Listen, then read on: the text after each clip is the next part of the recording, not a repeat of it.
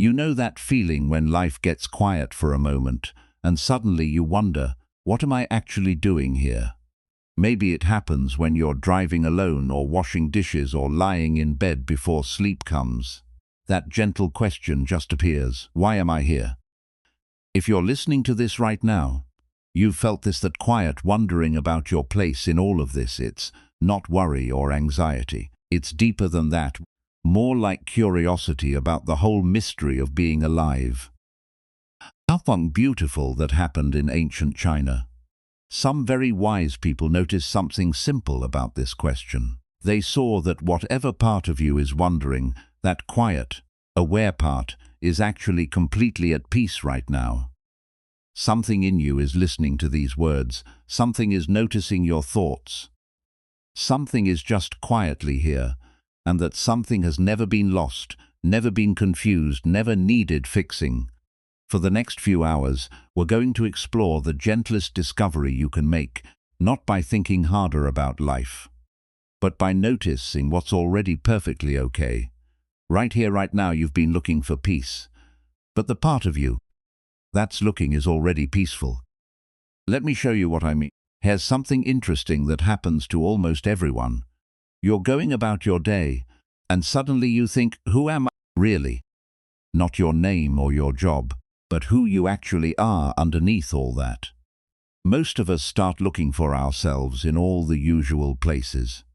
We check our memories, we think about our personality, we consider our hopes, dreams, we might even look deeper into our thoughts, our feelings, our beliefs. But here's what's strange. The more you look, the more confusing it gets. You might sit quietly searching inside for who you really are. You keep looking and looking, and the strangest thing happens. You can't find anyone home. At first, this might scare you. Where is the person you thought you were? But then something beautiful might dawn on you, that spacious, quiet awareness, that's more you than anything you could ever find. This is what Zen teachers have been pointing to for centuries. When you really look for yourself, you don't find a thing, you find the space in which all things appear. Think about it right now. Close your eyes if you can, or just look softly ahead. Now, try to find the one who's listening to these words, not your body. That's what you can see and feel, not your thoughts. Those are what you can hear in your mind, but the actual you, the one who's aware of all this. Can you find that one, or do you just find a kind of open, aware presence? Maybe you've experienced this too, spending time looking for yourself and thinking you'd find some core identity, some essential you. Instead, you find this incredible spaciousness. It's like looking for the owner of a house and discovering the house is empty, but somehow that emptiness is more alive than any person could be. This isn't a philosophical idea, it's something you can discover right now. That aware presence, that's reading these words tree to grab hold of it. Try to locate it, try to define it. You can't, can you? It's like trying to bite your own teeth. But here's the beautiful part. That ungrasped awareness is more you than anything you've ever identified with. It's what's been here through every change in your life. When you were 5 years old, it was here when you're 90. It will still be here unchanged, untouched, completely at peace. Most spiritual seeking starts with a case of mistaken identity. We think we're the character in the story, the person with problems, the one who needs to grow and change and become enlightened. But Zen points to something simpler. You're not the character, you're the awareness in which the character appears. Maybe you've spent time trying to fix yourself, working on your anger, your fear, your past, and that work has its place. But have you ever noticed who's the one observing all these emotions? Who's aware of the anger when it arises? That observer is completely untouched by what it observes. It's like watching clouds pass through the sky. The sky never gets cloudy. This is why so many people get confused when they start looking for themselves. They're looking for a someone, and they keep finding a no one. But that no one is not empty in a blank way. It's empty in the way that space is empty, full of possibility, aware, present. Ancient Zen teachers used to say something wonderful. You are perfect as you are, and you could use a little improvement. What this means is the essential you that aware presents is already complete. It doesn't need fixing or finding, but the story you tell about yourself, that can always be updated. Right now, notice how effortless it is to be aware. You're not working to be conscious. You're not trying to be present. Awareness is just naturally here. It's like the sun, it doesn't try to shine, it just shines. This awareness that you are, it has never been born. Think about that. When you were, your body appeared, your mind developed, your personality formed. But the awareness itself was never created. It's what all these other things appeared in. And here is something that might surprise you. This same awareness that you are, it's what everyone else is too.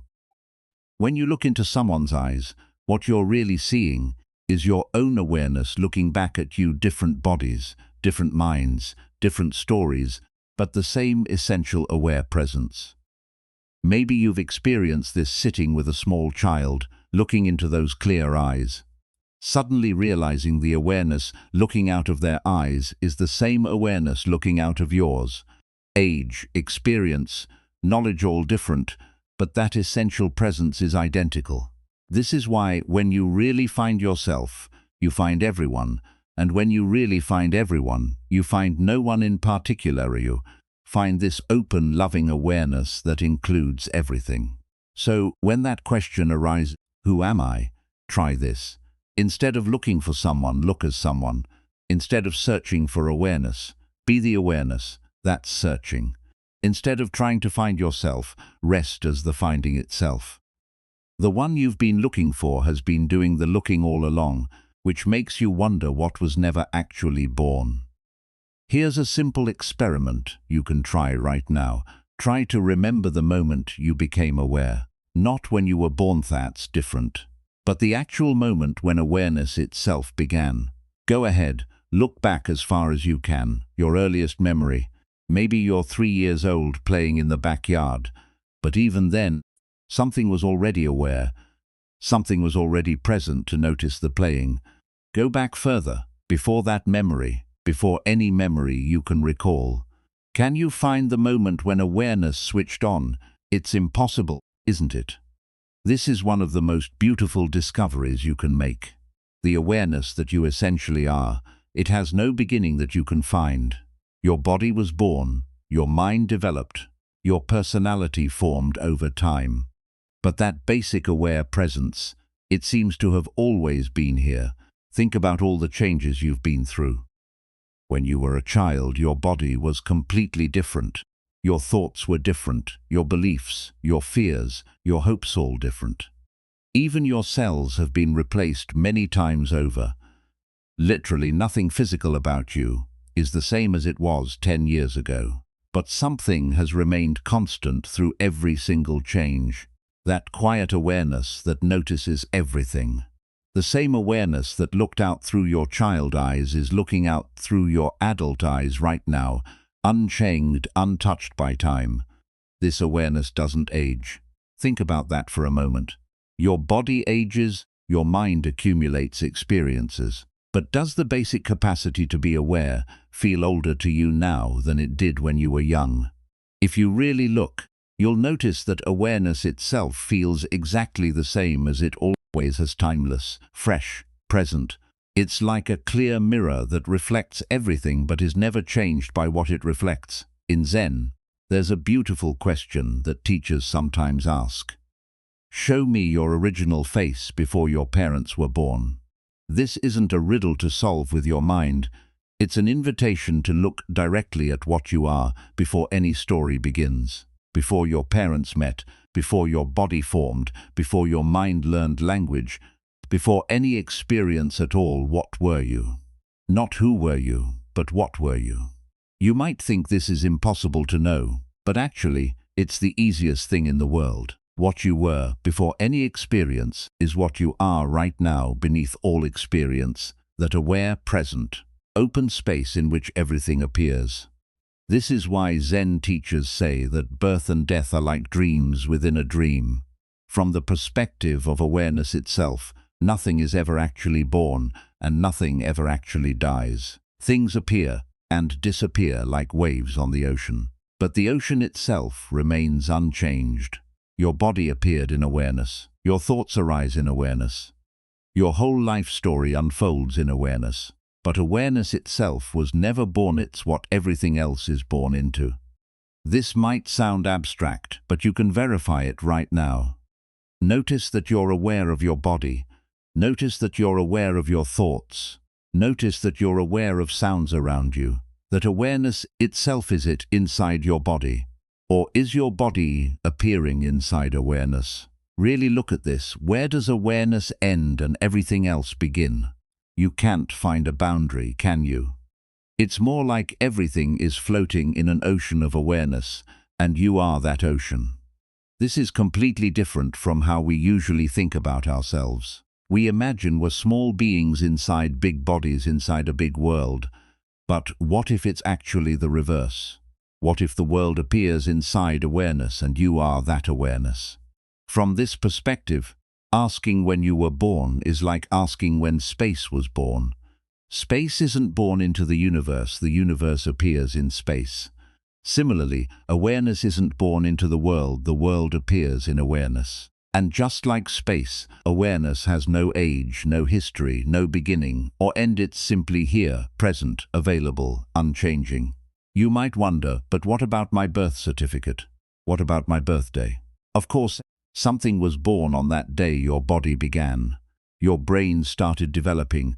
Your story as a human being commenced.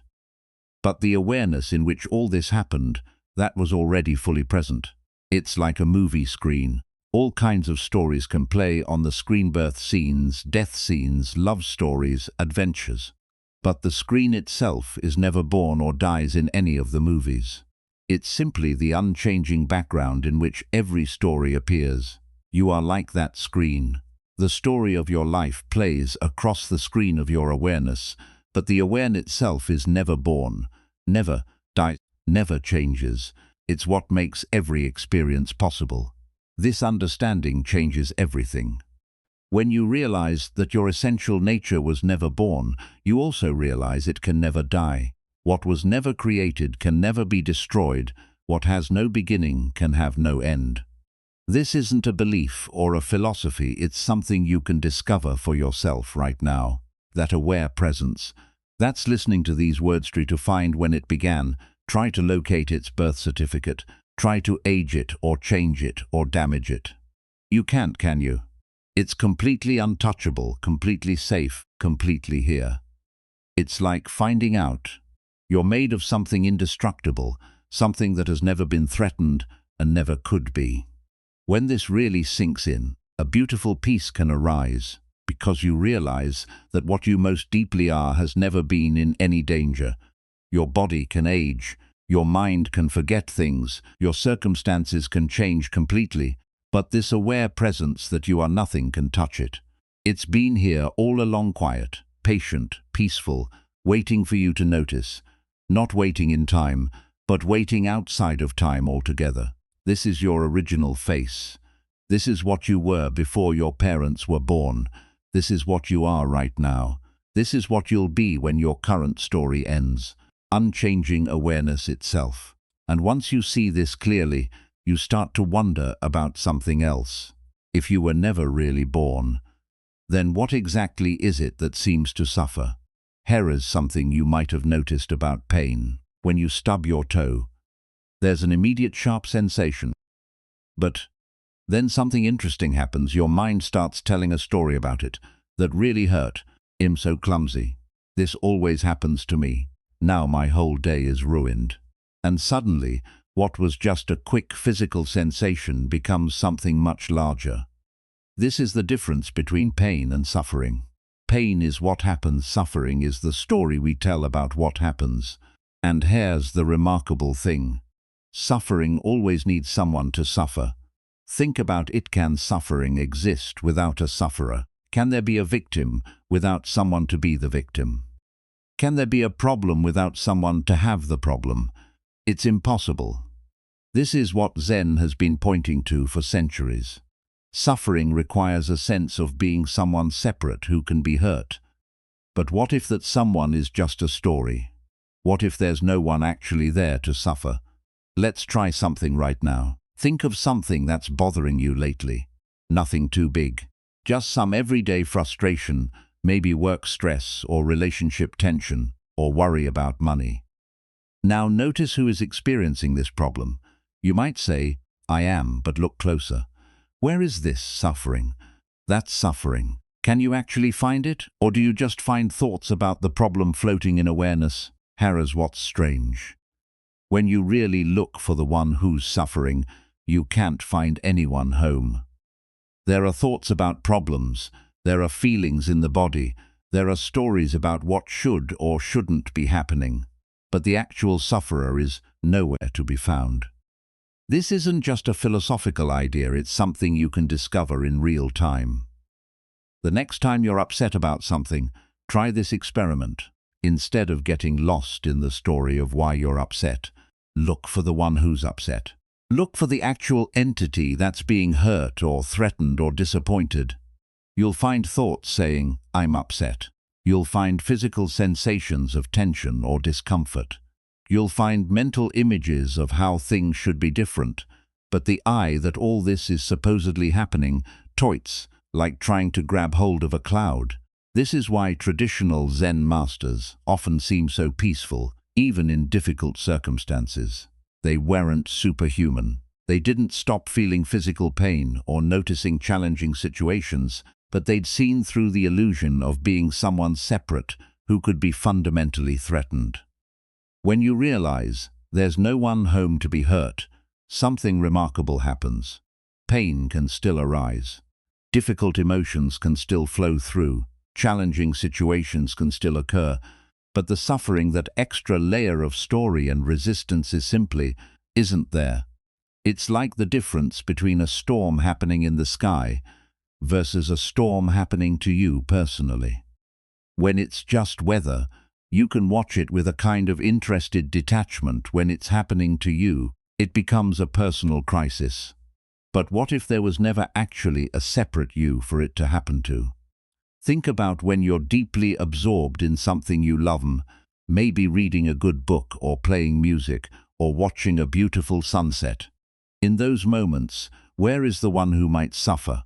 There's just the reading, the music, the beauty, separate self standing apart from the experience, commenting on it or worrying about it.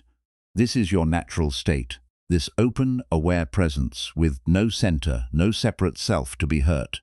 Suffering only becomes possible when awareness contracts into the feeling of being someone specific, someone who can be threatened or disappointed or hurt. But here's the beautiful thing, that contraction is optional. It's just a habit of thinking, and like any habit, it can be seen through. The ancient saying goes, pain is inevitable, but someone has to volunteer to suffer. What this means is that life will always include physical discomfort, change, loss, and challenge. These are just part of being human. But transforming these natural experiences into personal suffering requires creating a story about being someone separate who is victimized by life. Without that story, without that sense of being a separate someone, what remains? Just life happenings, sometimes pleasant, sometimes unpleasant, always changing, but no one being personally attacked by any of it. You might be thinking, but I do feel like someone separate. I do experience myself as a person who can be hurt. And that's perfectly natural. This feeling of being a separate self is probably the most convincing illusion there is, but it's still just an appearance in awareness, like everything else. Watch how this sense of being someone separate comes and goes throughout your day. When you're worried about the future, it's very strong when you're defending your opinions. It's front and center when you're comparing yourself to others. It's running the whole show. But when you're simply present with what's happening right now without commentary, where is it? This is why Zen practice is often described as just sitting, not sitting as someone trying to get somewhere or achieve something, just pure sitting with no one doing the sitting. In those moments, who is there to suffer? There's just awareness being aware, presence being present. Of course, the mind will create suffering anyway. It's what minds do they tell stories, create problems, imagine threats.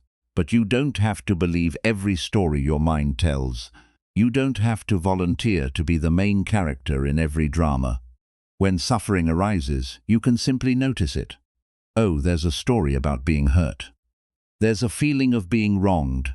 There's anxiety about the future. But you don't have to become those stories. You can remain as the awareness in which they appear. This doesn't mean becoming cold or uncaring. Actually, it's the opposite. When you're not busy suffering your own personal drama, you have much more capacity for genuine compassion.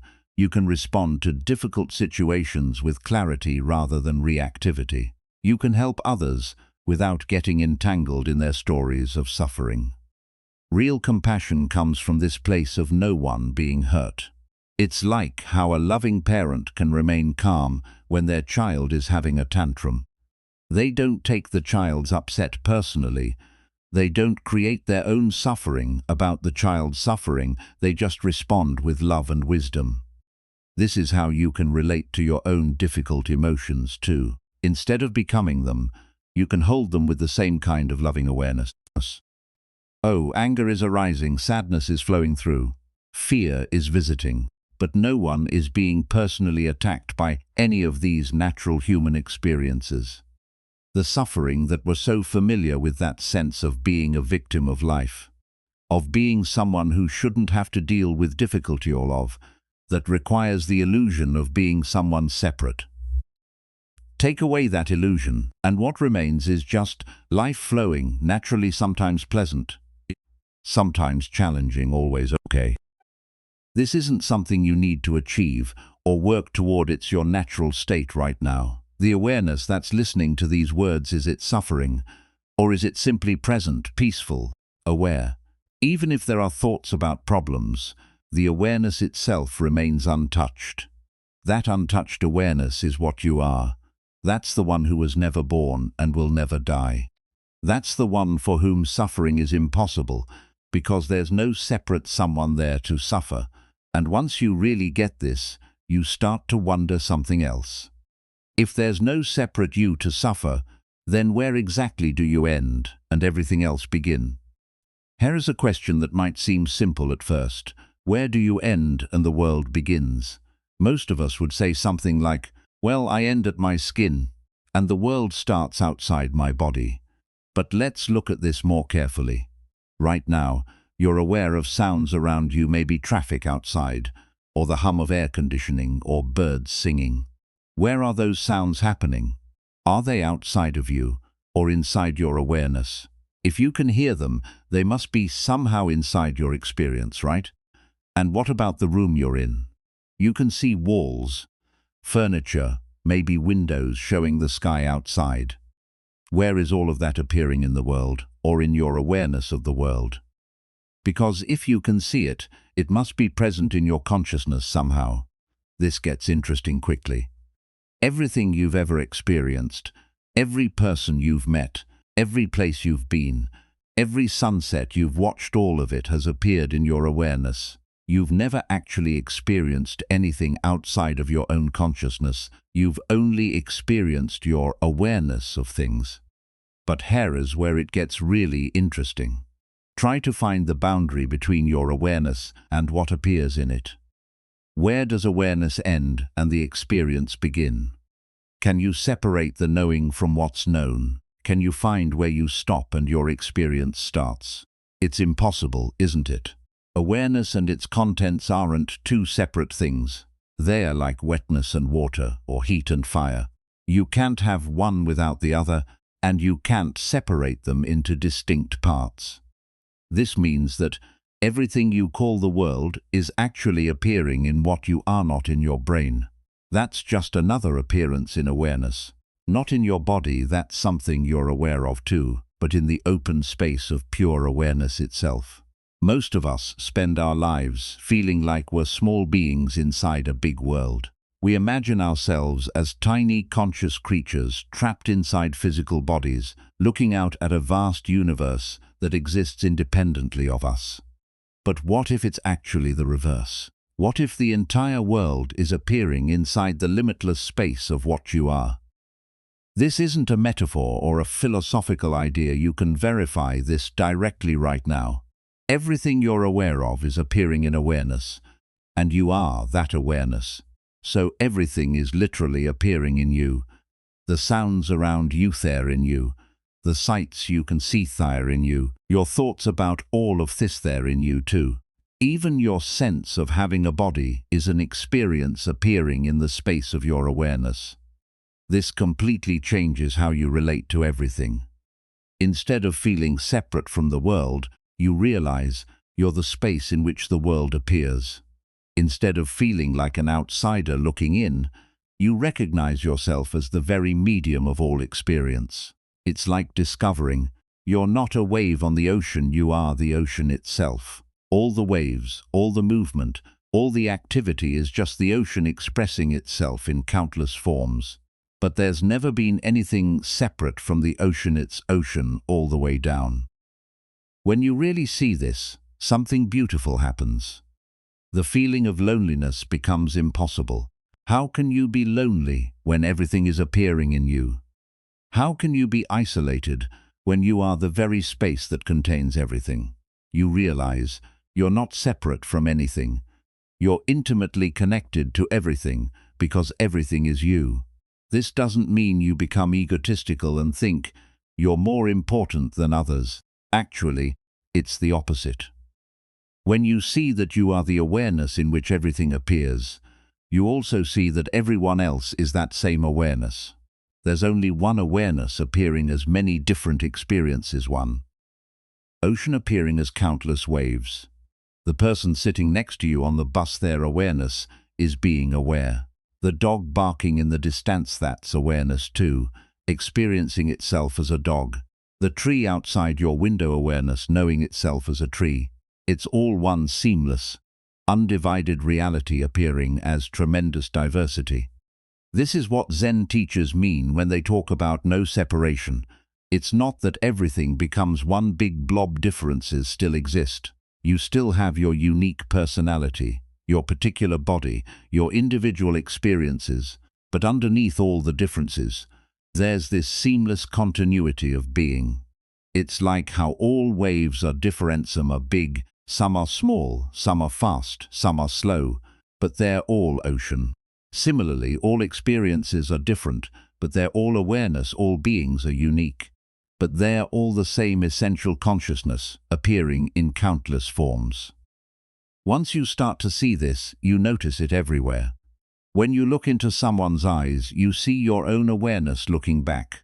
When you watch a sunset, you realize you're not separate from the beauty, you are the awareness in which the beauty appears.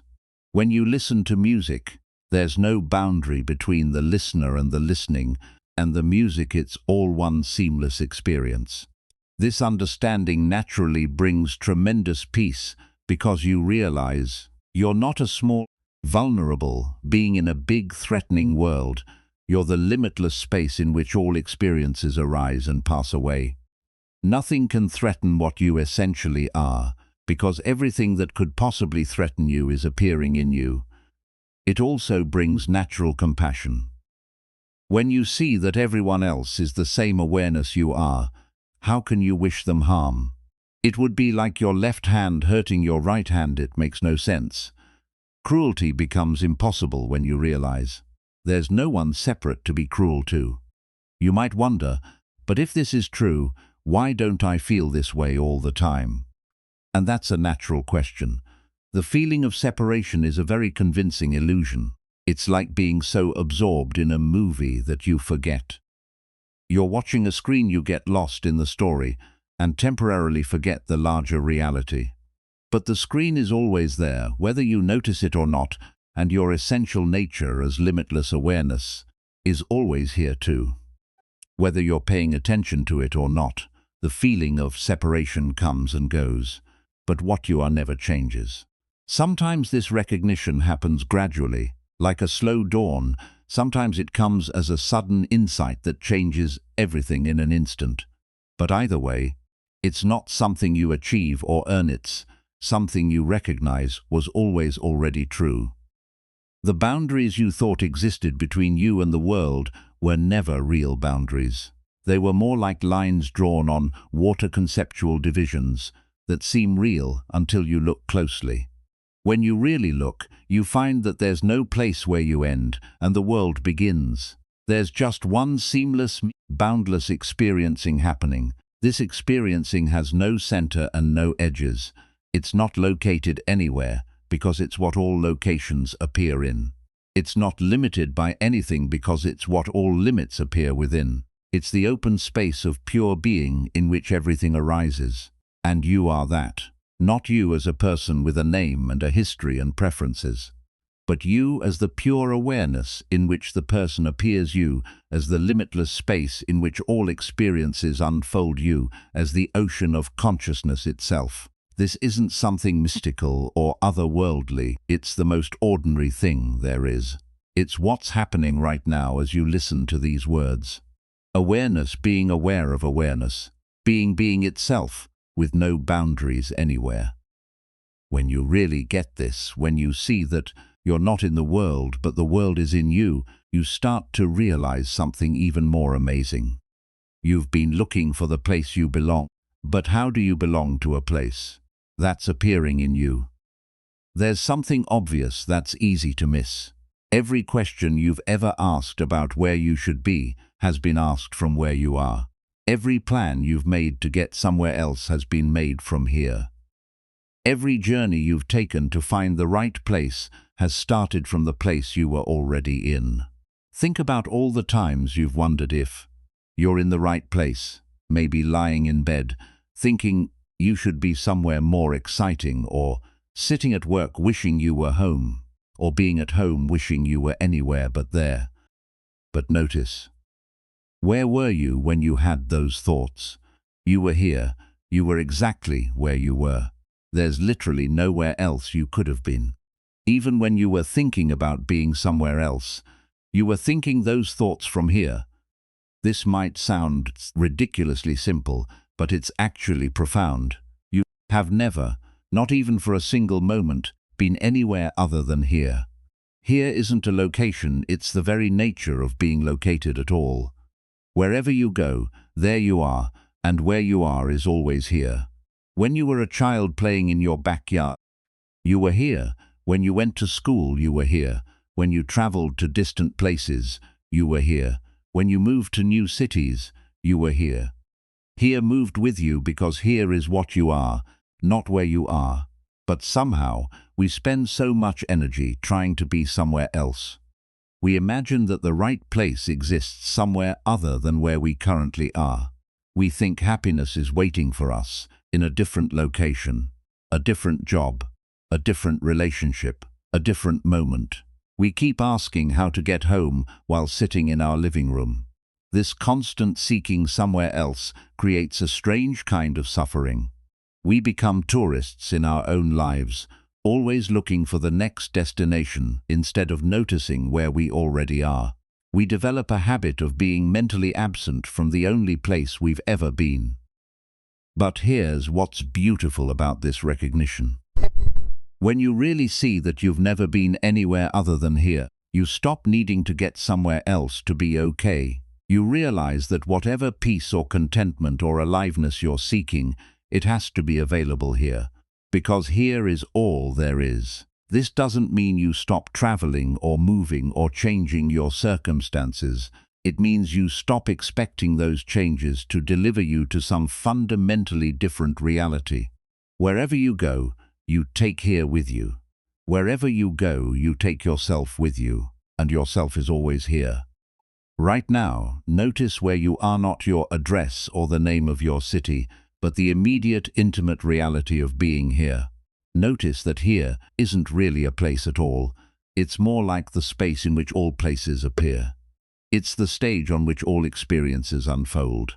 When you're dreaming at night, you might dream you're in Paris, or on a mountain, or in your childhood home. But where is the dreaming actually happening? in your bed, in this moment, in this awareness. Similarly, all your experiences of being somewhere are happening in the spacious here of your own awareness. This is why seeking enlightenment somewhere else, or happiness somewhere else, or peace somewhere else, never quite works. You're looking for something that can only be found where you already are. It's like searching all over the house for the glasses that are sitting on your head. The seeking itself is what keeps you from noticing what's already present.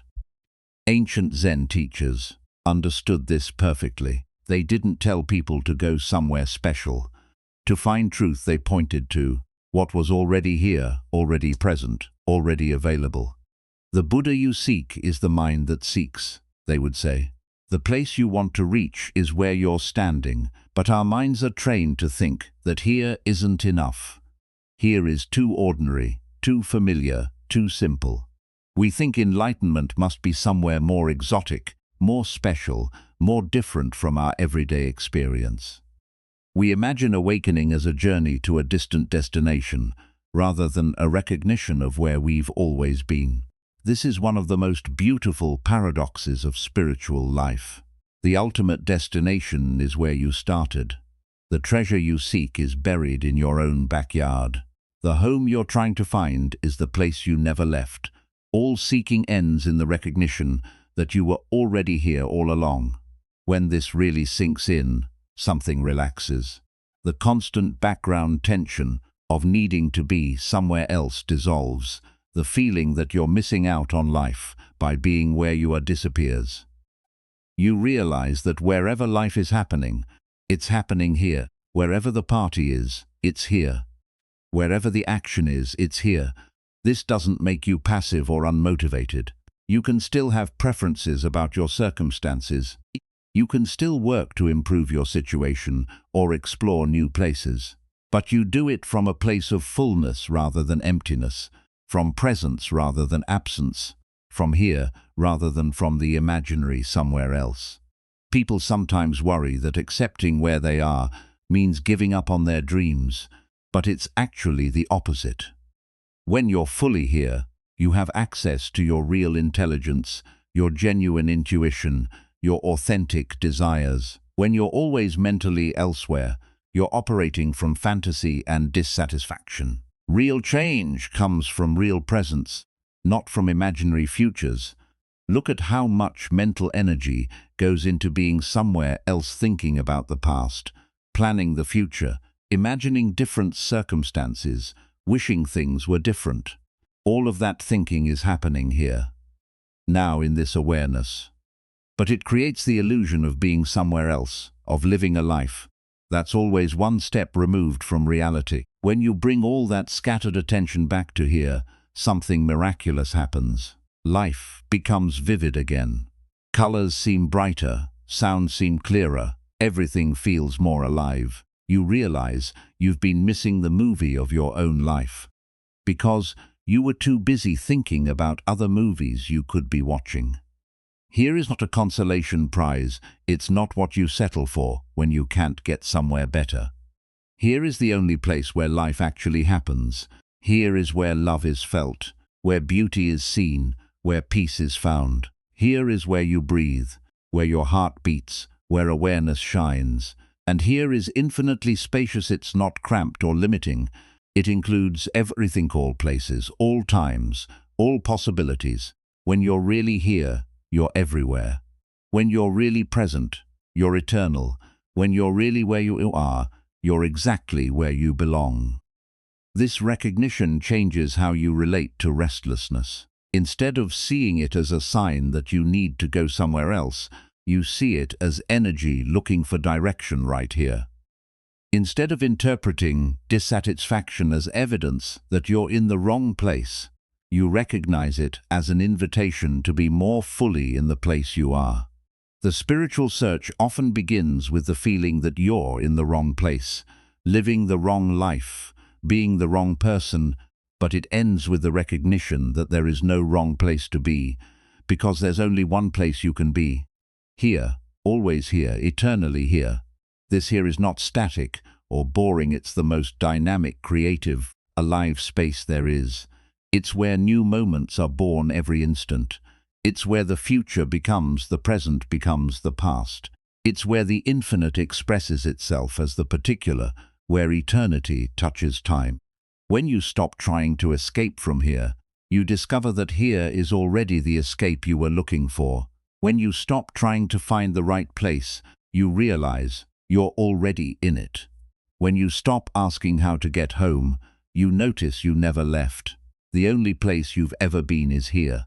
The only place you'll ever be is here. The only place where anything has ever happened or ever will happen is here. And here, it turns out, is exactly where you're supposed to be. Once you really settle into this truth, you might notice something else. All your searching for meaning and purpose has been happening here too, which makes you wonder, what if the purpose you've been seeking is already perfectly present in the place you've never left? Here is something you might have noticed about trees. They don't spend time wondering why they exist. They don't have existential crises about their purpose in life. They just grow. They reach toward the sunlight, extend their roots into the earth, change with the seasons. They live with a kind of effortless spontaneity that seems completely natural. And here is what's interesting. They're perfectly fulfilled doing this, not because they figured out their cosmic purpose, but because they're simply being what they are. No second guessing, no comparing themselves to other trees, no wondering if they should be doing something more important, just pure, natural expression. What if you could live like that? What if you could stop asking, "What's my purpose?" and start noticing what's already flowing through you?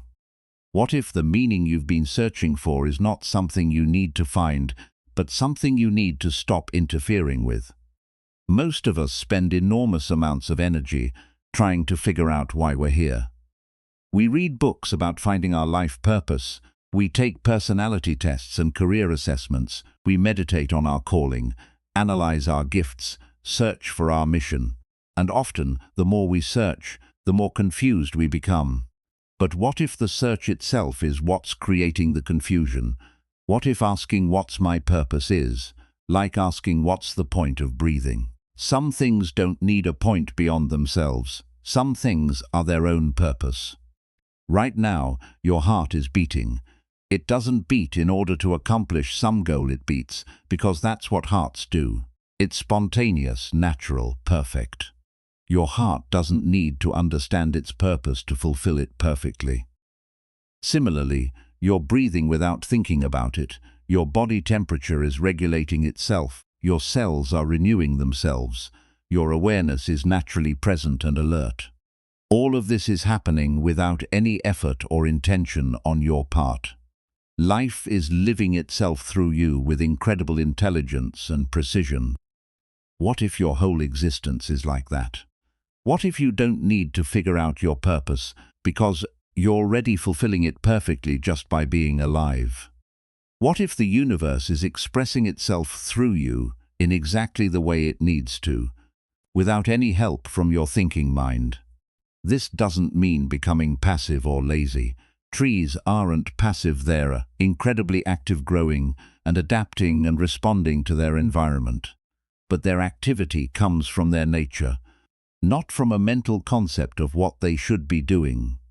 They trust the intelligence that's already operating through them. When you stop trying to figure out your purpose and start trusting the purpose that's already operating through you, something remarkable happens. You begin to notice a natural flow in your life.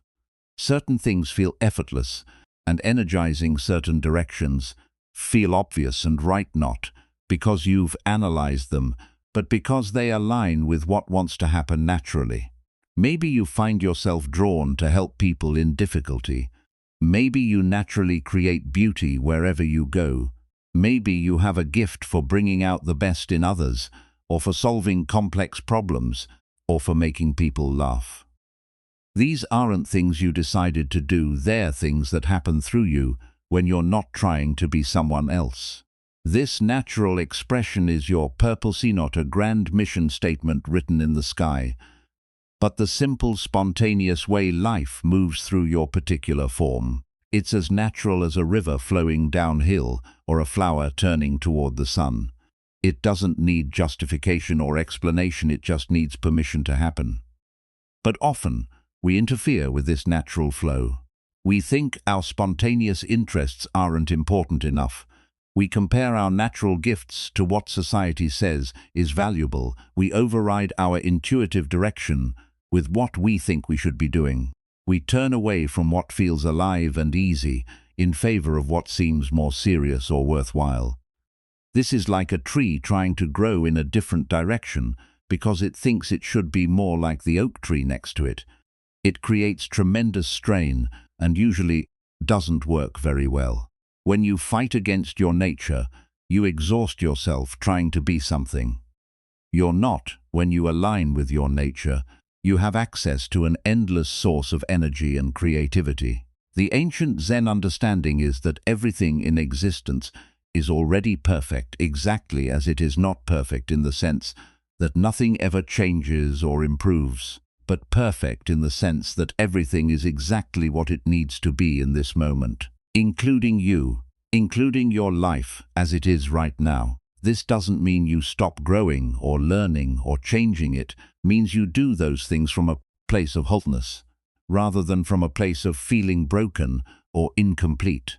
You evolve naturally, like a tree growing new branches, rather than forcing yourself to become something different. When you really trust this, you can relax the exhausting effort of trying to become someone worthy of existence. You're already worthy. Your existence itself is your worthiness. You don't need to earn your place here.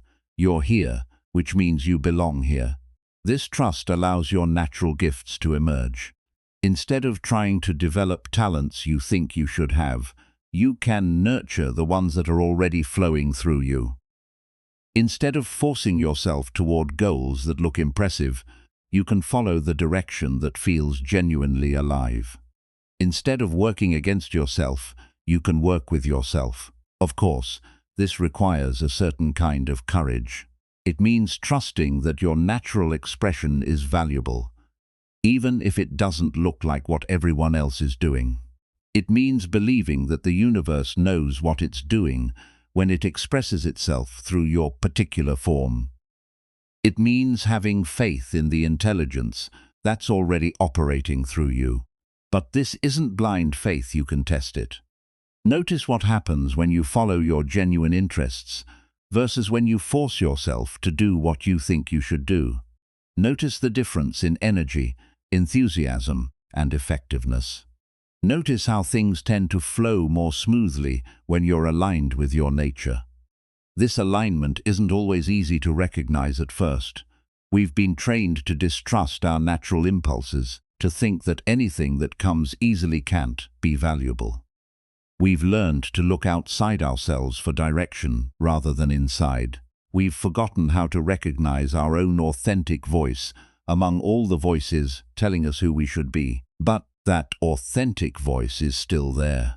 It's the one that knows immediately what feels right and what feels forced. It's the one that recognizes truth when it hears it. It's the one that feels energized by certain activities and drained by others. It's the wisdom of your own being trying to guide you toward your most natural expression. When you start listening to this voice and following its guidance, you discover something amazing. Your life becomes an expression of who you are, rather than an attempt to become who you think you should be. Work becomes more like play, relationships become more authentic, creativity flows more easily, everything feels more alive, because you're living from your aliveness rather than from your ideas about life. This is what Zen teachers mean when they talk about effortless action. It's not the absence of action, but action that flows from your essential nature rather than from mental effort. It's like being a river that knows exactly how to flow around rocks without thinking about it. It's natural, spontaneous, and perfectly appropriate to each moment. The purpose you've been seeking isn't something you need to create or discover, it's something you need to allow.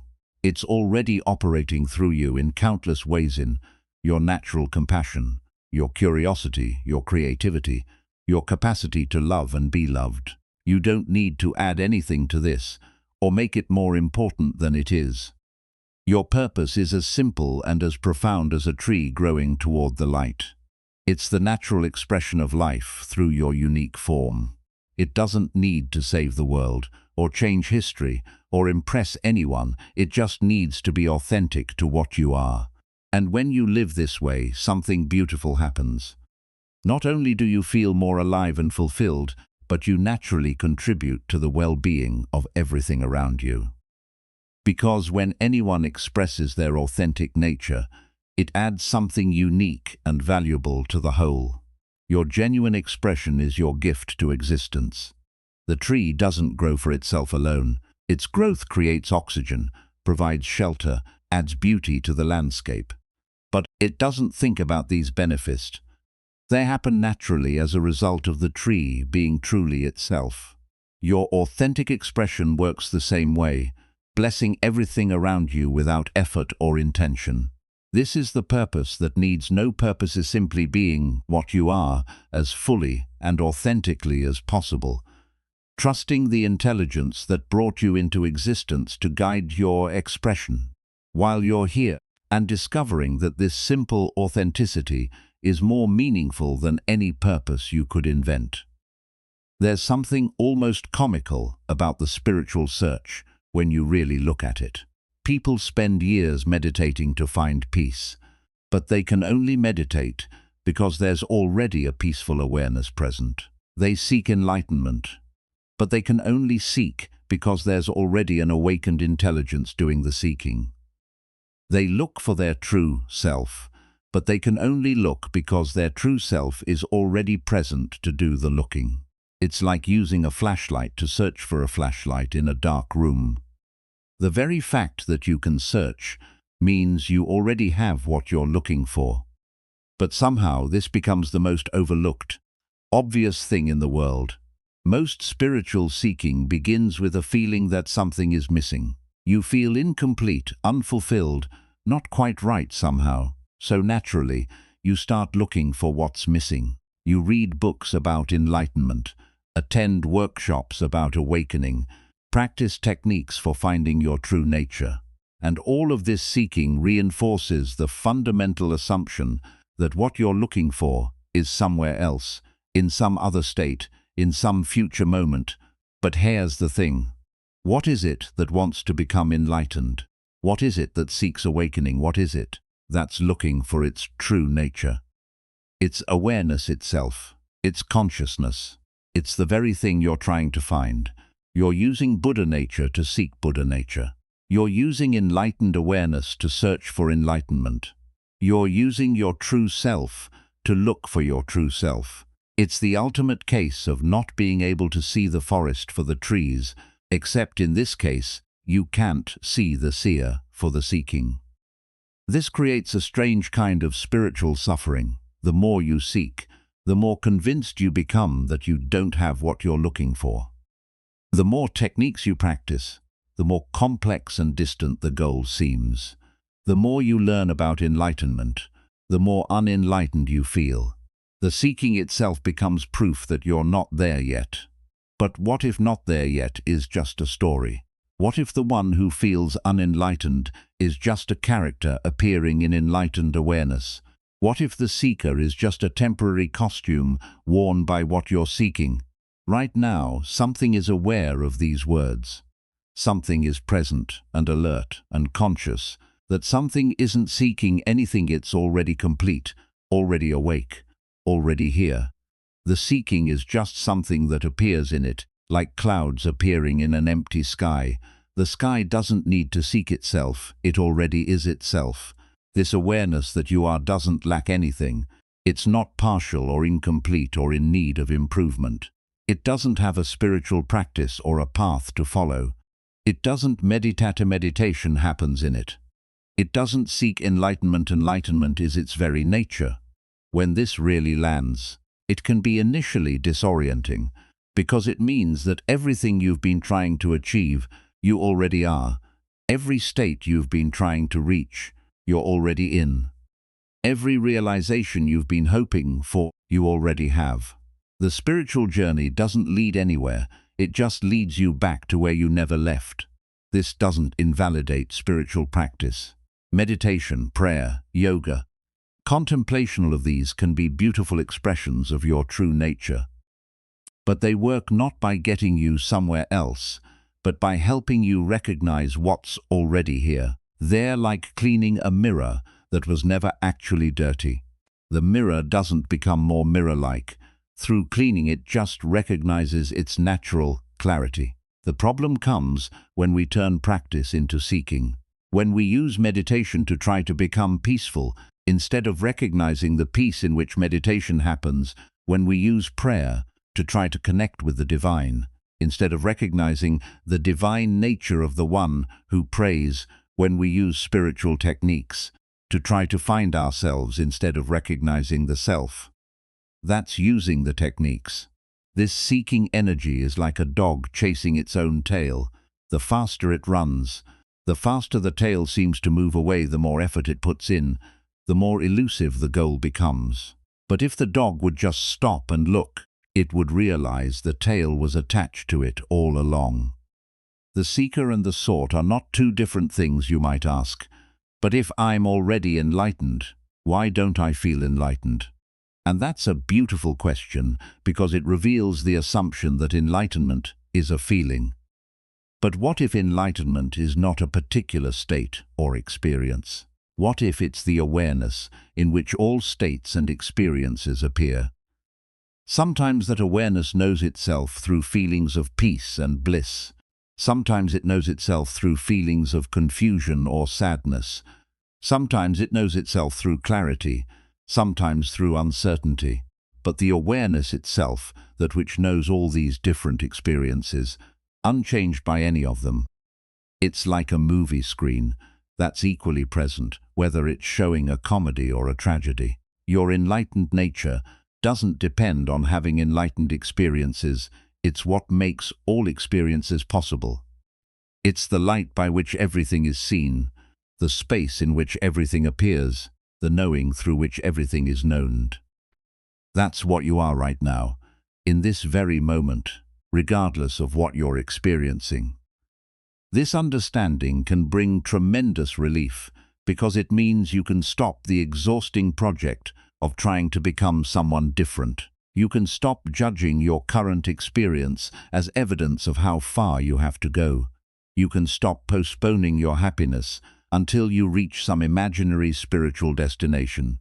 You can rest in what you already are.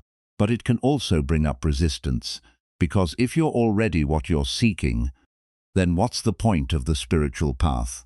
What's the point of growth or learning or practice? This resistance usually comes from the ego mind, which has built its whole identity around being the seeker, the one who's working towards something better. The ego mind loves the spiritual search because it gives it a sense of purpose and importance. It can feel special for being on a spiritual path. It can measure its progress and compare itself to others. It can accumulate spiritual experiences and insights like trophies. The search gives it something to do, somewhere to go, someone to become. But your true nature doesn't need any of that. It's not trying to get anywhere or become anything or achieve any state. It's simply present, aware, and at peace with whatever is happening. It's like water that naturally flows downhill without effort, or agendates, spontaneous, effortless, and perfectly appropriate to each moment. When you recognize this, practice becomes play rather than work. You meditate not to get somewhere, but for the joy of resting in your natural state. You study not to accumulate knowledge, but to recognize the wisdom you already are. You serve others not to earn spiritual points, but because love naturally flows when you're not blocking it. This shift from seeking to being can happen gradually or suddenly. Sometimes it's a slow recognition that dawns over months or years. Sometimes it's an instant seeing that changes everything immediately. But either way, it's not really a change at all. It's a recognition of what was always already true. The ancient Zen saying goes, "You are perfect as you are, and you could use a little improvement." What this points to is that your essential nature is already complete and whole, but the expression of that nature through your human life can always become more clear, more authentic, more aligned. You don't practice to become enlightened, you practice as enlightenment expressing itself. This makes spiritual life much more relaxed and natural. Instead of striving to reach some distant goal, you're simply polishing the expression of what you already are. Instead of trying to become worthy of love, you're recognizing that you are love itself, temporarily forgetting its nature. Instead of seeking peace, you're noticing the peace that seeking appears in. The search for enlightenment is enlightenment looking for itself. The desire for awakening is awakening recognizing its own nature. The spiritual path is spirit exploring its own depths through the adventure of apparent separation and return. But there was never actually any separation, and there's nowhere to return to. You are what you've been looking for. You have what you've been seeking. You are where you've been trying to go.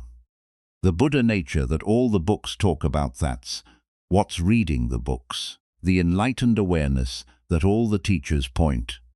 That's what's listening to the teachers. The true self that all the practices reveal, that's what's doing the practices. This doesn't mean you should stop practicing or learning or growing. It means you can do all of those things from a place of fullness rather than emptiness, from being rather than becoming, from love rather than lack. When you know you already are what you're seeking, the seeking becomes a celebration rather than a desperate search. And when this really settles in, when you stop trying to become what you already are, something interesting happens. You start to notice that the peace you were seeking was never actually disturbed. Here is something you can test right now. Think of the most stressful situation in your life at the moment. Really bring it to mind. The worry, the tension, the overwhelming feeling that comes with it. Now, notice what is aware of this stress. There's the stressful thought or feeling itself, and then there's the awareness that knows the stress is there. That awareness, is it stressed? Or is it calmly observing the stress like a clear sky watching clouds pass through? This is one of the most liberating discoveries you can make. Even in your most chaotic moments, there's something in you that remains completely undisturbed. Your thoughts might be racing, your emotions might be intense, your body might be tense, but the awareness in which all of this appears, that's as peaceful as it's ever been. It's like being in a house during a thunderstorm. The storm might be loud and dramatic outside, but inside, there's a room that remains perfectly quiet. You might forget about that quiet room when you're focused on the storm, but it's always there, always available, always unchanged by whatever weather is passing through. Most of us have been taught to think that peace is something we need to create or achieve. We imagine it as a state we need to get into through meditation or relaxation techniques. We think of it as the opposite of stress, something that exists only when problems are absent. But what if peace is actually the background of all experience? Think about the ocean for a moment. On the surface, there might be enormous waves, storms and turbulence and dramatic movement, but deep underneath there's a vast stillness that's completely unaffected by what's happening on the surface. The waves are real, but they don't disturb the deeper ocean. They're just temporary expressions of the same water. Your awareness works the same way. Thoughts and emotions and sensations arise like waves on the surface. Some are pleasant, some are unpleasant, some are dramatic, some are subtle, but they all arise in the same deeper stillness. They're all temporary expressions of the same aware presence. This means that even your most disturbing thoughts are floating in something completely undisturbed. Even your deepest anxiety is arising in perfect peace. Even your most intense emotions are appearing in unshakable stillness. The disturbance never actually touches what you fundamentally are. You can verify this right now. Notice that you're aware of your thoughts, but the awareness itself, is it thinking? Notice that you're aware of sounds around you, but the awareness itself, is it making noise? Notice that you're aware of any tension in your body, but the awareness itself, is it tense? What you'll find is that awareness is like space. Things move through space, but space itself is never disturbed by what moves through it. A hurricane can rage through the sky, but the sky remains perfectly clear and open. Similarly, intense experiences can move through awareness, but awareness itself remains perfectly peaceful and open. This understanding changes everything about how you relate to difficult experiences. Instead of trying to get rid of stress or anxiety or sadness, you can simply rest in the awareness that's observing them. Instead of fighting against challenging emotions, you can allow them to be there while you remain anchored in the peace that's always present. It's like learning that you don't have to calm the waves to access the deeper ocean. You just have to remember to dive below the surface. The peace was never actually disturbed, you just got caught up in the surface activity and forgot about the depths. But this isn't a practice or a technique you need to master. It's not something you do, it's something you notice. The peace is already here, the stillness is already present. You don't create it, you simply recognize it. Sometimes this recognition happens naturally during meditation. You might notice that beneath all the mental chatter, there's a profound silence, not the absence of sound, but the space in which all sounds appear not emptiness, but fullness so complete it appears empty. This is your natural state, temporarily obscured by focus on surface activity, but you don't need to be meditating to access this. Right now, in the middle of whatever you're doing, this peace is available. In the middle of a busy day, it's here. In the middle of a difficult conversation, it's here. In the middle of worry or fear or anger, it's here, unshakable, always present. This is why ancient Zen masters could remain so calm in challenging circumstances, not because they didn't experience difficulties, but because they knew how to rest in the awareness that was observing the difficulties. They had discovered the eye of the hurricane, the place of perfect stillness that exists at the center of any storm. When you really understand this, it brings tremendous relief because you realize you don't have to solve all your problems to be at peace. You don't have to eliminate all stress from your life to access tranquility. You don't have to wait for perfect circumstances to feel the deep okayness that's always available. The peace was never dependent on your circumstances being peaceful. It was never conditional on your thoughts being calm or your emotions being pleasant. It's like the sun that shines equally on sunny days and cloudy days. The clouds might block your view of the sun, but they never actually diminish its light. This peaceful awareness is your true home. It's where you can always return, no matter how far you seem to wander into stress or confusion. It's the one place in your experience that never changes, never gets damaged, never needs repair. It's like having a sanctuary that you carry with you wherever you go, but most of us spend our time focused on the waves and forget about the ocean. We get so absorbed in the content of our experience that we lose sight of the context. We become hypnotized by the movie and forget we're watching a screen. We get caught up in the weather and forget about the sky that contains it all. This forgetting is natural and human. It's part of how consciousness explores itself through apparent separation from its own nature, but the remembering is always available. In any moment, you can shift your attention from what you're aware of to the awareness itself, from the experience to the experiencer, from the waves to the ocean. When you do this, you might be surprised by what you find. That's been here all along is not only peaceful, it's also vast, open, and intimately loving. It's not indifferent to your experience, but it's not threatened by it either. It holds everything with perfect acceptance, like a mother holding a crying child. This loving awareness doesn't try to fix or change anything, it simply allows everything to be as it is while remaining completely at peace. It's the most natural thing in the world, yet we somehow manage to overlook it most of the time. It's like fish looking for water while swimming in the ocean. The more you rest in this awareness, the more you realize it's not just peaceful, it's indestructible. Nothing that happens in your life can damage or diminish it. Loss, disappointment, physical pain, emotional turbulence, all of these might arise, but they can't touch the essential piece of what you are. This doesn't make you indifferent to life's challenges. You still care about things, still work to improve difficult situations, still feel compassion for suffering. But you do all of this from the unshakable ground of your own peace rather than from the shifting sand of reactive emotions. You respond rather than react because you're anchored in something that can't be disturbed. Over time, this becomes your default way of being. Instead of getting pulled into every drama, you naturally rest in the awareness. That's watching the drama.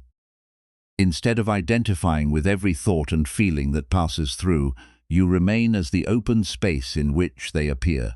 You become like the sky, vast, open, and undisturbed by whatever weather moves through.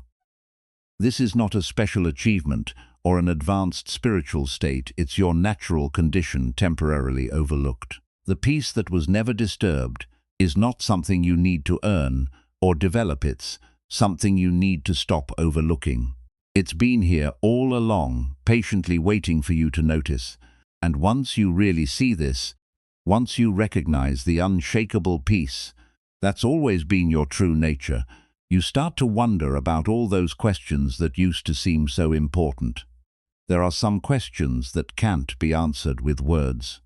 Not because they're too complex or mysterious, but because the answer is bigger than any explanation could contain. It's like trying to describe the color blue to someone who's never seen color. No amount of words will give them the actual experience. Zen masters discovered this centuries ago. They found that the most important insights about life couldn't be transmitted through normal teaching methods. You can't think your way to understanding what you are. You can't analyze your way to peace. You can't logic your way to enlightenment. These things have to be directly recognized, like suddenly seeing a friend's face in a crowd. So they developed a different kind of question called a koan. These weren't meant to be solved with thinking. They were meant to exhaust thinking, to show its limits, to point beyond logic to direct understanding. They're like puzzles that can only be solved by giving up trying to solve them. The most famous one is probably this. What is the sound of one hand clapping? Your mind immediately tries to figure it out. Maybe it's silence. Maybe it's the whoosh of air. Maybe it's a trick question. But all of these are still thinking, still trying to grasp something that can't be grasped with concepts. The real answer isn't a thought at all. It's the recognition of what's listening to the question.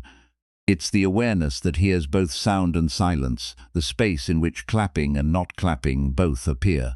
When you stop trying to solve it and simply listen, you realize you are the answer. Here is another classic. Show me your original face before your parents were born. Again, the mind wants to make this into a logical puzzle, but it's not asking for information, it's asking for recognition. What were you before any story began? What are you right now underneath all the stories? These questions work by creating a kind of productive confusion there, designed to short-circuit the normal thinking process. When your mind can't find a logical answer, it eventually gives up, and in that giving up, something else can be noticed. The awareness that was trying to think its way through the problem. It's like being in a maze and suddenly realizing you can simply step outside the maze altogether. The problem isn't solved, it's dissolved. The question doesn't get answered. It disappears into understanding. You don't figure out what you are. You recognize what you've always been.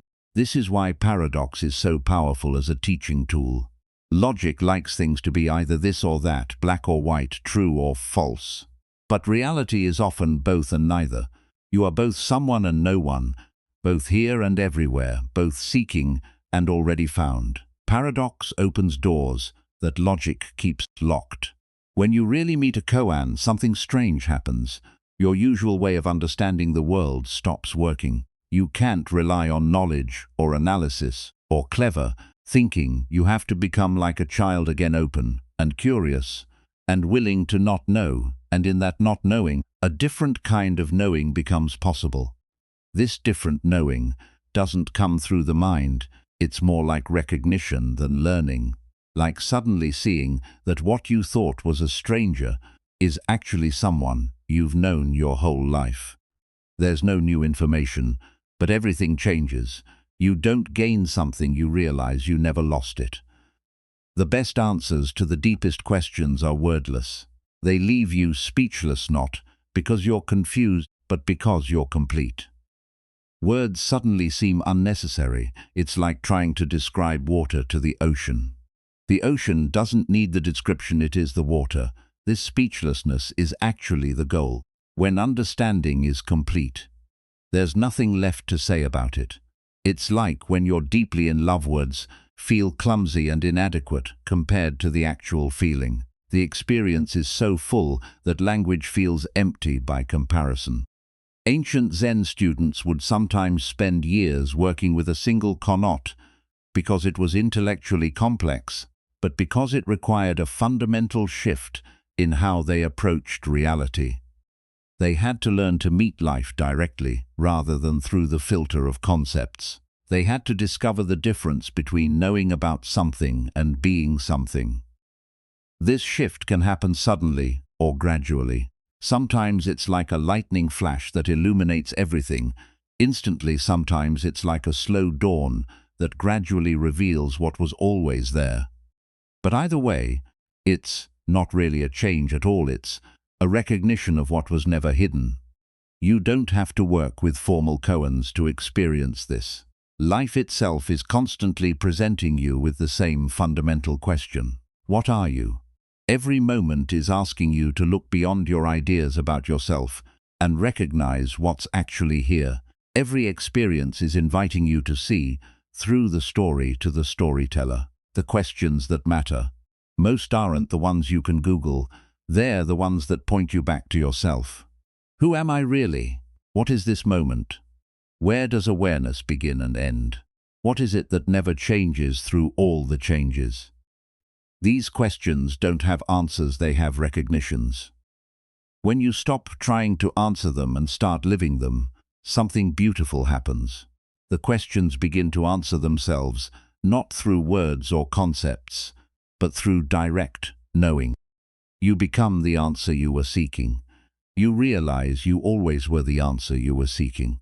This is why Zen teachers sometimes respond to questions with silence, or with seemingly nonsensical answers, or even with physical gestures. They're not being difficult or cryptic. They're pointing to what can't be captured in words. They're showing you that the real answer is closer than any explanation could bring you. The sound of one hand clapping is the sound of this moment exactly as it is. Your original face, before your parents were born, is the awareness. That's reading these words right now. The answer to every spiritual question is the one who's asking the question, not the person with a name and a history, but the pure awareness in which the person appears. When this recognition happens, all questions don't get answered, they become irrelevant. It's like asking what color Wednesday is, or how much space weighs. The questions dissolve because they were based on assumptions that turn out to be incorrect. You are asking the wrong question all along. You are asking what you are, instead of recognizing that you are. This doesn't mean becoming anti-intellectual or dismissing the value of thinking. Thinking is a beautiful function of awareness. Like waves are a beautiful expression of the ocean. But you don't mistake the waves for the ocean. And you don't mistake thoughts for what you are. You recognize both as temporary expressions of something deeper and more fundamental. The deepest understanding is always wordless, like a mother's love for her child, or the beauty of a sunset, or the peace of deep sleep. You know it completely, but you can't explain it completely. It has to be experienced directly, it has to be lived rather than learned. And the most beautiful thing about this wordless understanding is that once you have it, you realize it was never hidden. You don't gain enlightenment. You recognize the enlightenment you've always been. You don't find peace. You notice the peace you've never lost. You don't become aware. You see that you are awareness itself. When questions dissolve into understanding like this, you discover something remarkable. The very experiences that used to confuse you now become your teachers. Here's something interesting that happens when you stop trying so hard to learn.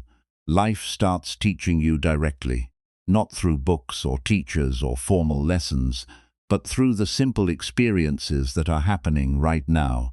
Every moment becomes a classroom, and the teacher is existence itself. Most of us have been trained to think that learning requires a student and a teacher, someone who knows something teaches someone who doesn't know it. But what if there's a different kind of learning that doesn't work this way? What if wisdom can arise directly from paying attention to what's actually happening? When you're fully present with any experience, it reveals something about the nature of reality. The feeling of sadness teaches you about the spaciousness that contains all emotions. The sound of rain teaches you about the awareness that hears everything. The sensation of breathing teaches you about the life force that animates everything. No formal teacher required just openness to what's here.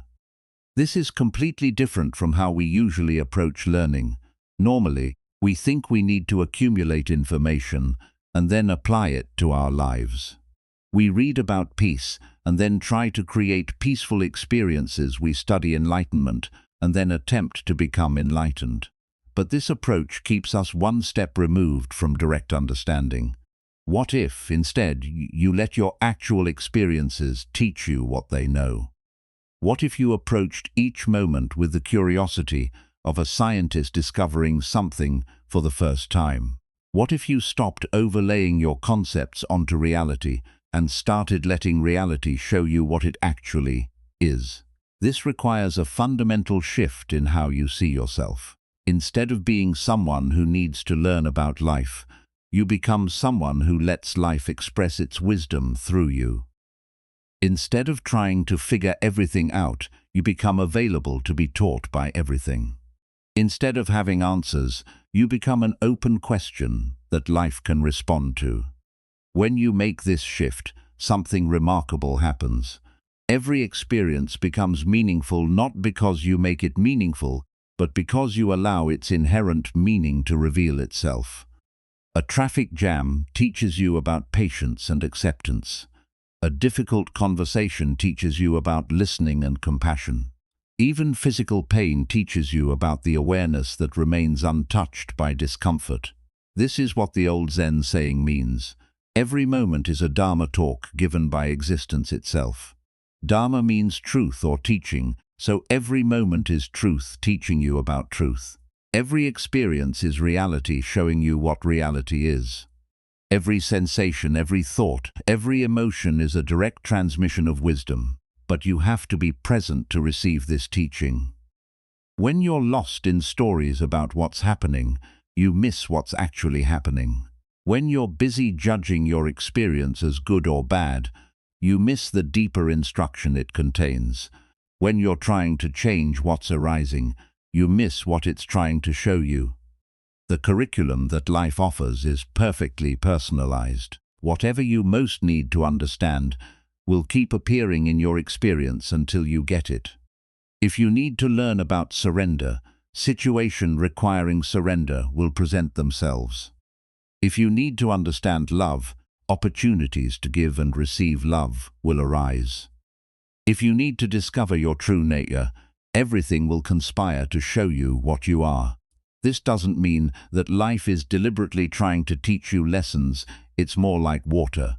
Naturally flowing downhill, life naturally reveals its wisdom to anyone who's open to seeing it.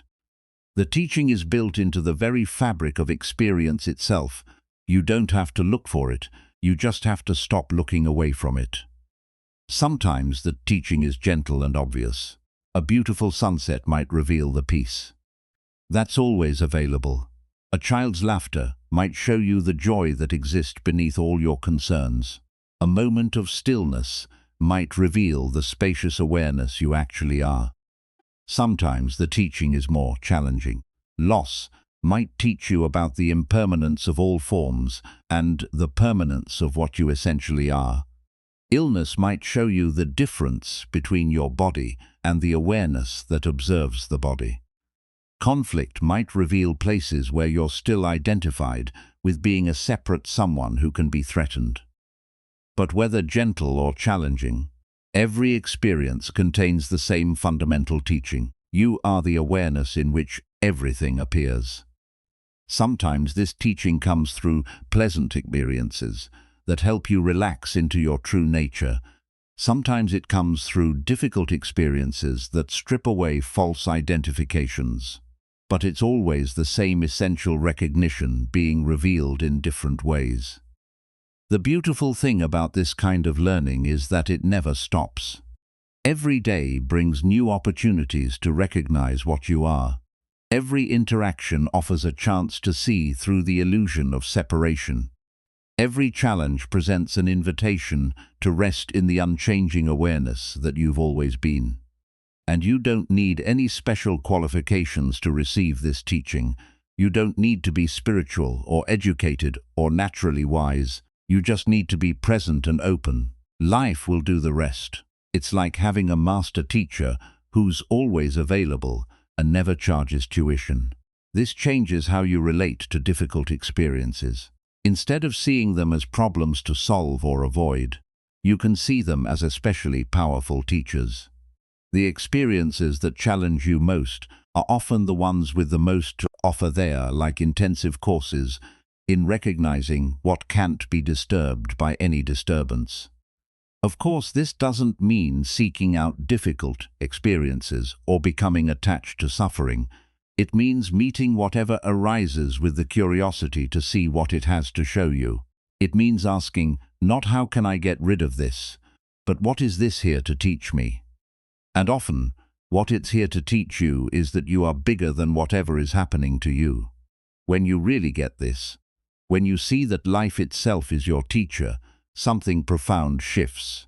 You stop feeling like a victim of circumstances and start feeling like a student of reality. You stop needing life to be different and start appreciating how perfectly it's designed to show you what you need to see.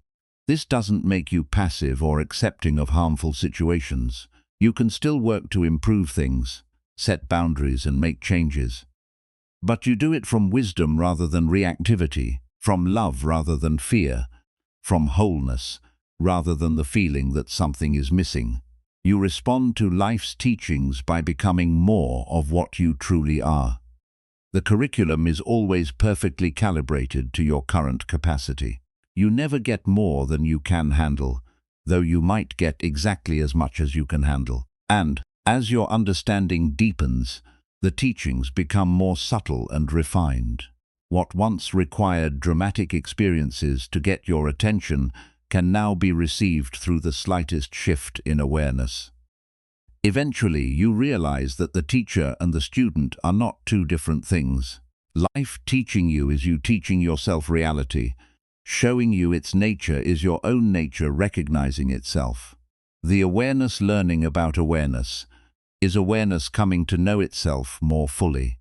The whole process is consciousness, exploring its own depths through the adventure of apparent individuality. This recognition brings tremendous trust. You begin to see that everything that happens is somehow in service of awakening, not in a forced or contrived way, but in the most natural way possible. Like a river that naturally flows toward the ocean, life naturally flows toward the recognition of what it actually is. And once you see this flow, once you recognize that everything is perfectly designed to reveal the truth of what you are, you realize something amazing about your journey. There's actually nowhere to go and nothing to achieve because you're already exactly where this pathless path leads. There's something beautifully ridiculous about the spiritual search when you really look at it. People spend decades trying to get to a place they've never left. They follow elaborate paths to find what they already are. They seek teachers who can show them what's been staring them in the face all along. It's like spending years looking for your glasses while they're sitting on your head. Every spiritual tradition talks about this journey, the path to enlightenment, the way to God, the road to awakening. And these paths are beautiful and valuable in their own way. But here's what's funny. They all lead to the same plaza right here, right where you started, right where you are this very moment. It's like taking an elaborate trip around the world, only to discover that the treasure you were seeking was buried in your own backyard. The journey isn't wasted, you learn a lot along the way. But the destination was never actually distant. It was never actually anywhere else. This is why so many spiritual paths seem to go in circles. You start with meditation to find peace, and eventually realize that peace is what's aware of the meditation. You practice surrender to let go of control, and discover that what you really are was never actually in control. You seek to transcend the ego, only to find that there was never really an ego there to transcend. The circles aren't a problem with the path. The circles are the point. Every path eventually leads you back to the center, and you are the center. You've always been the center. The paths just help you remember this obvious fact that somehow got forgotten. It's like a dog chasing its tail in the most cosmic way possible. Round and round you go, seeking what you already have, trying to become what you already are, attempting to reach what you've never left, and finally, if you're lucky, you just stop and look, and there it is. There you are, right where you've always been. Ancient Zen teachers used to talk about the gateless gate. This isn't a riddle, it's a perfect description of spiritual seeking. You spend enormous energy trying to pass through a gate that doesn't exist, to get to a place you've never left. The gate is gateless because there was never any separation between where you are and where you want to be. But the mind loves the idea of a journey. It gives the ego something to do, somewhere to go, someone to become. The mind can make progress on a journey. It can measure advancement, compare itself to others, feel proud of how far it's come. But what the mind is seeking is not a place it can get to through effort.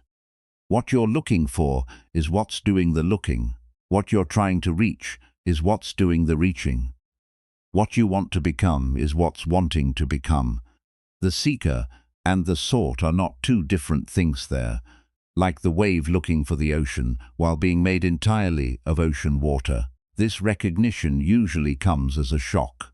After years of spiritual effort, you suddenly realize there was nowhere to go. After countless practices and techniques, you see that what you were practicing was already perfect. After reading hundreds of books about enlightenment, you discover that the one reading the books was already enlightened. It's not that the journey was pointless. The journey was necessary to exhaust the illusion that there needed to be a journey. You had to seek until you realized seeking was keeping you from finding. You had to try to get somewhere until you recognized you were already there. You had to attempt to become someone until you saw that you already were everything. This is why spiritual awakening is often described as coming home, not because you travel to a new location, but because you recognize the place you've always been. Like Dorothy in Oz, clicking her heels and realizing she could have gone home any time. Earth power was always there. The way was always open. Home was always here. But why does it take so long to see something so obvious? Because what you're looking for is too close to see. It's like trying to see your own eyes without a mirror. You are what you're looking for, so you can't step back far enough to see it as an object. You can only be it, which you already are. The spiritual path is really a process of elimination. You try this approach and that technique, this teaching and that practice. Gradually, you eliminate everything that you're not. You're not your thoughts, those come and go. You're not your emotions, those change constantly. You're not your body that ages and transforms. You're not your experiences, those are temporary. What remains when everything else is eliminated? What remains is what was there before you started seeking. What remains is what was present during all the seeking. What remains is what's here now that the seeking has ended. Pure awareness, consciousness itself, the space in which everything appears, that's what you are. This doesn't mean you stop growing or learning or exploring. It means you do all of these things from wholeness rather than from lack. You explore not because something is missing, but because exploration is what wholeness naturally does. You learn not to become complete, but as an expression of the completeness you already are. The journey transforms from seeking to celebrating. Instead of trying to get somewhere, you appreciate where you are. Instead of working toward enlightenment, you express the enlightenment that you are. Instead of becoming spiritual, you recognize the spirit that you've always been. This shift can be immediate or gradual. Sometimes it happens like a sudden recognition. Oh my God, I'm already home. Sometimes it's more like a slow dawn, where you gradually recognize the familiar landscape of your own being. But either way, it's not a change of location, it's a change of perspective about the location you've never left.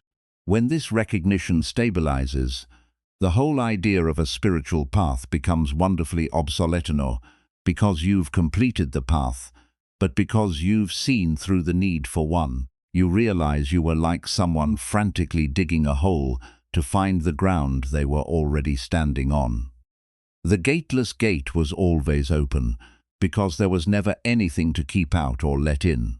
The path was pathless, because there was never any distance to travel. The journey was to nowhere, because everywhere you could possibly go is here, and here is where you've always been. This doesn't make you arrogant or dismissive of others who are still seeking actually. It makes you more compassionate, because you remember what it was like to feel lost when you were never actually lost. You remember what it was like to seek what you already had. You understand the beautiful, frustrating, necessary journey of going nowhere to arrive where you've always been. And you also understand something else. The journey never really ends, it just transforms. Instead of seeking to arrive somewhere else, you begin to explore the infinite depths of here. Instead of trying to become someone different, you discover the inexhaustible mystery of what you already are. The most beautiful thing about recognizing that you're already home is that you can finally relax. You can stop the exhausting effort of trying to get somewhere else. You can rest in the perfection of this moment, this awareness, this simple fact of being. You can finally enjoy the journey because you're no longer desperate to reach the destination. And in this relaxation, in this recognition, in this coming home to what you've never left, you discover the ultimate freedom. Here is the most surprising thing about spiritual awakening. When it happens, you realize it never actually happened. Not because it wasn't real, but because what you thought needed to wake up was never really asleep. It's like discovering you've been searching for your glasses while they were on your face all along. We have this idea that enlightenment is about becoming something different. We imagine it as a dramatic transformation where an ordinary person becomes an extraordinary being. We picture it as crossing a threshold from ignorance to wisdom, from suffering to bliss, from separation to unity. But what if it's actually much simpler and more ordinary than that? What if enlightenment is just noticing what's always been here? What if awakening is recognizing what's always been awake? What if the person you think needs to become enlightened is just a character in a dream, and you are the one who's been dreaming all along? Think about when you wake up from a nighttime dream. In the dream, there was a character who seemed to be you. That character had problems and desires and a whole story playing out. But when you wake up, you realize that character was never real. It was just consciousness creating an experience of being someone. The real you was always the consciousness, not the character. Spiritual awakening works the same way. The person you think you are, with all their struggles and seeking and stories, is like the dream character. It seems completely real while you're identified with it. But when you wake up, you realize that person was just consciousness temporarily forgetting its own nature. The consciousness itself was never asleep, it was never lost, or confused or in need of awakening. It was just playing at being somewhat like an actor so absorbed in a role that they temporarily forget they're acting. But the actor was always there underneath the character. This is why enlightenment often feels like remembering rather than learning. It's not that you gain new information or develop new abilities. It's that you recognize what you've always known but somehow overlooked. It's like suddenly seeing a friend's face in a crowd. The face was always there, but now you recognize it. And here's what's beautiful about this recognition. It can happen anywhere, anytime, in the most ordinary circumstances. You don't need to be in a meditation hall or on a mountaintop or having some dramatic, mystical experience. You can be washing dishes, sitting in traffic, or talking to your neighbor. Because what you're recognizing is not exotic or special, it's the most natural thing there is. You might be folding laundry and suddenly notice that the awareness, watching your hands move, is completely peaceful. You might be listening to someone talk and realize that the listening itself is more intimate than any words could be. You might be feeling sad and recognize that what's aware of the sadness is completely untouched by it. These ordinary moments become doorways to extraordinary recognition. The truth is that every moment is already enlightened, every experience is already perfect exactly as it is, every thought and feeling and sensation is already arising in pristine awareness. Nothing needs to be fixed or changed or improved for awakening to be present. Awakening is not a better experience, it's recognizing the perfection of whatever experience is happening. This means you don't have to wait for some special state to recognize your true nature. You don't have to become more peaceful or more wise or more anything. Right now, in this moment, with whatever you're thinking and feeling, the awakened awareness is fully present. It's what's reading these words, what's having these thoughts, what's experiencing this life. But the mind finds this almost impossible to believe. It wants awakening to be more dramatic, more special, more different from ordinary experience. It wants there to be fireworks and profound insights and life-changing realizations. And sometimes those things do happen.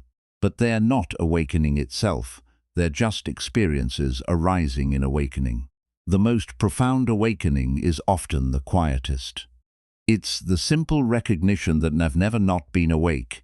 It's seeing that consciousness has been fully present through every experience you've ever had. It's realizing that even when you felt most lost or confused, awareness itself was completely clear. Even when you felt most separate, wholeness was never actually broken. This recognition doesn't make you a different person. It reveals that there was never really a separate person to begin with. The personality continues, the body continues, the life story continues, but the identification with being limited to those things dissolves. You realize you're the space in which all of that appears, not the content that appears in the space. It's like watching a movie and suddenly remembering. You're not the character on screen, you're the screen itself. The movie doesn't stop playing, but your relationship to it completely changes. You're no longer worried about what happens to the character, because you know the character is just light and shadow dancing on your unchanging surface. This shift in identity is so fundamental that it changes everything while changing nothing. Your life might look exactly the same from the outside. You might have the same job, the same relationships, the same daily routines. But the experience of being you is completely transformed, because you're no longer being a separate someone having experiences.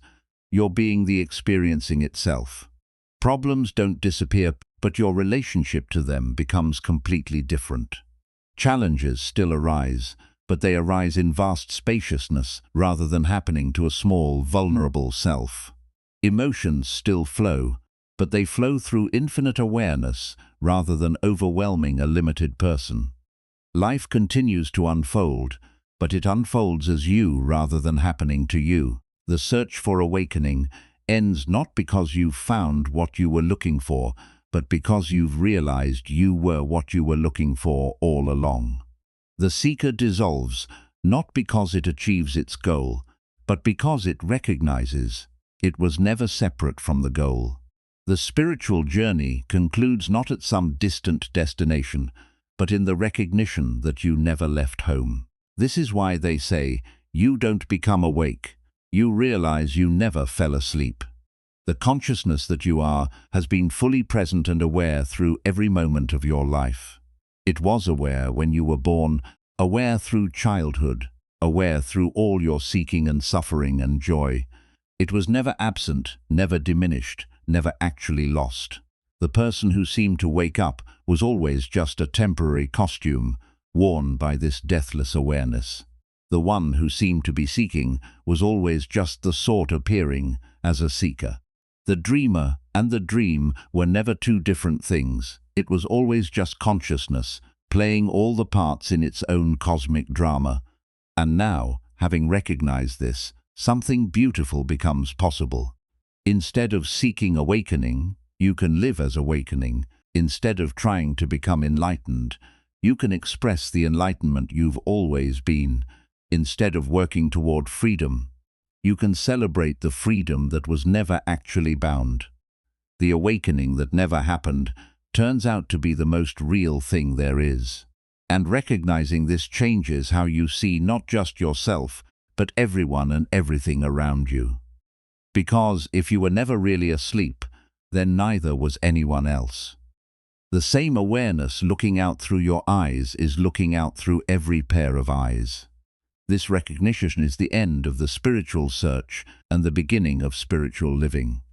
When you know you've never left home, you can finally enjoy the journey.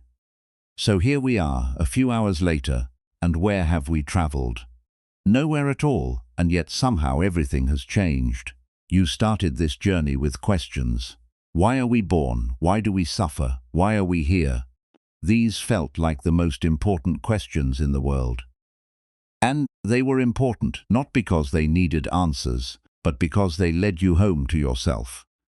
What we've discovered together is something beautifully simple. You came seeking answers, and found that the one who was asking was the answer.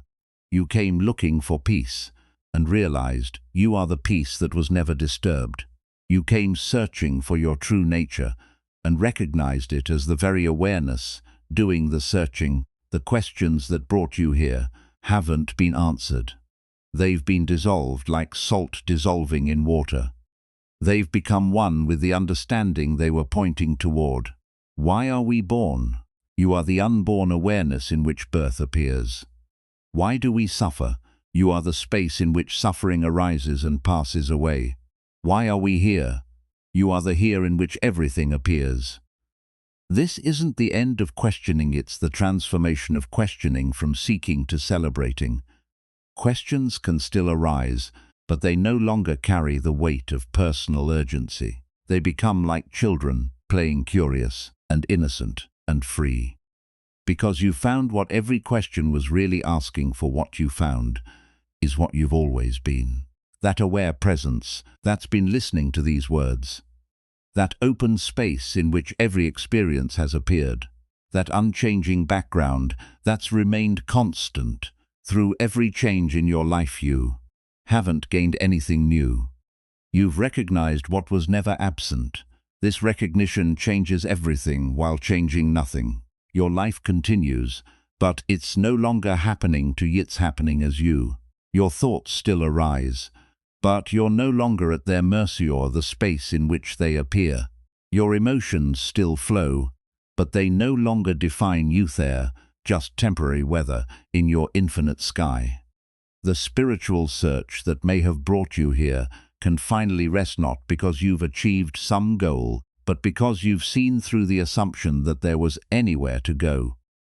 The path was always leading Herito, this moment, to this recognition, to this simple presence that you are. And here is where you've always been. What's beautiful about this homecoming is that it includes everyone. The same awareness that you are is what everyone else is too. When you look into someone's eyes now, you might see your own face looking back. When you hear someone's laughter, you might recognize your own joy expressing itself. The separation between self and other reveals itself as just another appearance in the one awareness that we all are. This doesn't make you special or different from others. It makes you the same as everyone at the deepest level. It doesn't elevate you above the human experience, it reveals the divine nature of ordinary human experience. It doesn't solve all your problems, but it changes your relationship to them completely. From this understanding, life becomes much simpler. Instead of trying to become someone different, you can simply be what you are. Instead of seeking experiences to complete you, you can allow experiences to flow through your completeness. Instead of working to find your purpose, you can trust the purpose that's naturally expressing itself through you. The peace you've been seeking isn't something you need to maintain or protect. It's not dependent on your circumstances being peaceful or your mind being quiet. It's the unchanging background of all experience, always present, always available, always here. You can rest in it like an ocean resting in itself. And this rest isn't passive or inactive, it's the most creative, alive, dynamic rest possible. It's like the rest of a tree that grows toward the light, or the rest of a river that flows toward the sea, a natural, effortless, perfectly responsive to what each moment requires. This is your invitation, no, not to do anything, or become anything, or achieve anything, but simply to rest as what you are. To let the recognition settle and integrate, to allow your life to be lived from this understanding, rather than from the old seeking and striving. You might find that life becomes more playful, more spontaneous, more loving, not because you're trying to be those things, but because those are the natural expressions of what you are when you're not trying to be something else. Like a flower that naturally faces the sun, you might find yourself naturally oriented toward truth, beauty, and goodness. The journey that brought you here was never really a journey at all. It was consciousness exploring its own nature through the beautiful game of forgetting and remembering what it is. And now the remembering is complete. You've come home to yourself. But this isn't the end of the story, it's the beginning of a new chapter where you live from this recognition rather than toward it, where you express what you are rather than seek what you think you lack, where you rest in being rather than strive for becoming. Welcome home. Welcome to what you've always been. Welcome to the peace that was never disturbed, the love that was never absent, the wholeness that was never broken. You are here. You have always been here, and here is exactly where you belong. The questions have dissolved into presence. The seeking has dissolved into being. The journey has dissolved into the recognition that you never left. And in this dissolution, everything remains perfectly as it is. But now you know what it is. This is coming home. This is what you are. This is where you've always been. Rest here.